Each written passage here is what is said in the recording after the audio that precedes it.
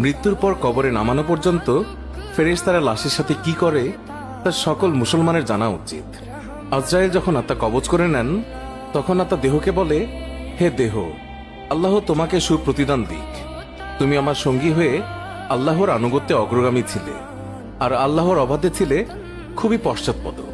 তুমি আমার পক্ষ থেকে মুবারকবাদ গ্রহণ করো, কেননা আজ তুমি নিজেও মুক্তি পেয়েছ আর আমাকেও নাজাত দিয়েছ। এইভাবে দেহ আত্মাকে মুবারকবাদ দেয়। মুমিন বান্দার মৃত্যুতে জমিনের যেই সকল অংশে সে ইবাদত করত সেগুলো কাঁদতে থাকে। আকাশের যেই সকল দুয়ার দিয়ে তার নেক আমল উপরে উঠত সেই সকল দুয়ার তার জন্য কাঁদতে থাকে। যেই দরজা দিয়ে তার রিজিক নেমে আসতো সেই দরজাও কাঁদে। আকাশ জমিনের এই ক্রন্দন দীর্ঘ 40 দিন পর্যন্ত অব্যাহত থাকবে। মালাকুল মউত যখন তার আত্মা কবজ করে নেয় তখন তার দেহের হেফাজতের জন্য সেখানে 500 ফেরেশতা দাঁড়িয়ে থাকে। যদি কেউ তার লাশের পাশ ফিরাতে চায় তখন ফেরেশতারাও এই কাজে মানুষের সহযোগিতা করে। এমনকি কাফন পরিধান এবং সুগন্ধি মাখানের কাজেও ফেরেশতারা অংশ নেয়। লাশের সম্মানার্থে ফেরেশতারা 2 সারি করে ঘর থেকে কবর পর্যন্ত দাঁড়িয়ে যায়। জানাজা পর্যন্ত অতিক্রম করে তখন তারা অভ্যর্থনা জানায়, তার জন্য ক্ষমা প্রার্থনা করে।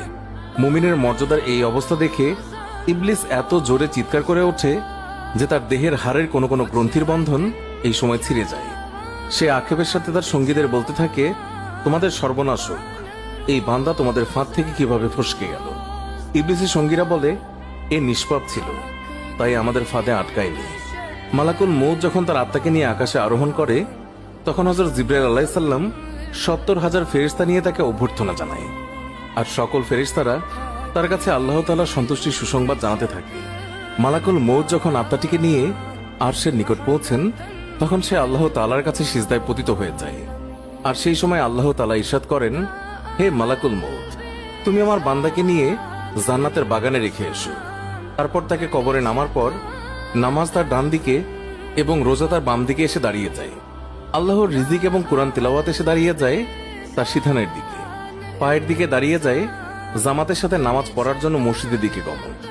আর তার ধৈর্য কবরের এক কোনায় অবস্থান নেয়। এই সময় আল্লাহ তাআলা তার কবরে আযাবের একটি অংশ প্রেরণ করেন। আযাবটি এসে কবরের ডান দিক থেকে প্রবেশ করতে চায়, কিন্তু নামাজ এসে তাকে বাধা দিয়ে বলে, আযাব, তুমি পিছিয়ে যাও। খোদার কসম, এই বান্দাটি সারা জীবন কষ্টে ছিল, কবরে আসার পর তার কিছুটা আরাম মিলেছে। রাসূলুল্লাহ সাল্লাল্লাহু আলাইহি ওয়াসাল্লাম বলেছেন, আযাব যখন ডান দিক থেকে সরে গিয়ে বাম দিকে যায়, ডান দিকে রোজা নামাজের মতো আযাবকে জবাব দিয়ে প্রতিহত করে। আযাব এবার মাথার দিক থেকে আসতে চেষ্টা করলেও একই রকম জবাব আসে। মোট কথা, আযাব যে দিক থেকেই আসতে চায় সেই দিক থেকে